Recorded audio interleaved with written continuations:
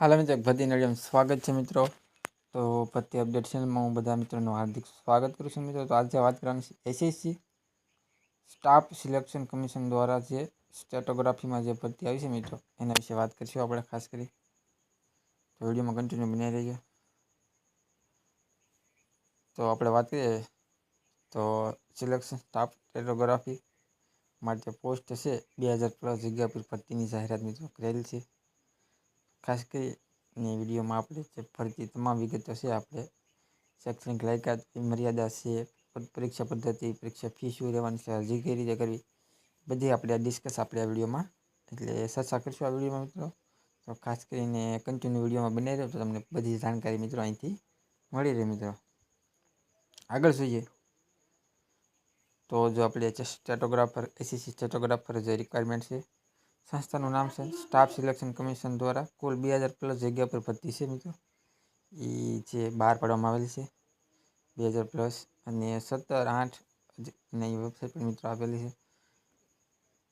2000+ જગ્યા પર ભરતી છે, બહુ સારી એવી ભરતી છે. એસએસસી સ્ટેટોગ્રાફર માટે જે સ્ટાફ કમિશન દ્વારા છે કુલ 2000+ જગ્યા છે, એની જે ભરવા માટે છે અરજી મંગાવવામાં આવેલી છે. અને એસએસસી પોર્ટલની વેબસાઇટ ઉપર પણ તમે ઓનલાઈન ફોર્મ છે મિત્રો એ ભરી શકશો. આગળની વાત કરીએ તો જે આની માટે આપણે ઓફિશિયલ વેબસાઇટ પણ અહીંયા દર્શાવી છે. તો તમારે ખાસ કરી અને ફોર્મ ભરવા માટે મિત્રો સરળ બને એના માટેનો આપણો પ્રયત્ન છે. ખાસ કરીને ઓફિશિયલ વેબસાઇટ આપેલી છે. 26/7થી ફોર્મ ભરવાનો ઓનલાઈન છે મિત્રો શરૂ થઈ ગયા છે. અને છેલ્લી તારીખ છે 17/8 સુધીમાં તમારે ફોર્મ એપ્લાય કરી દેવાના રહેશે. આગળની વાત આપણે જાણીએ તો સ્ટાફ સિલેક્શન કમિશનમાં સ્ટેટોગ્રાફર ભરતી માટે મિત્રો સત્તાવાર વેબસાઇટ છે, અહીંયા આપેલી છે.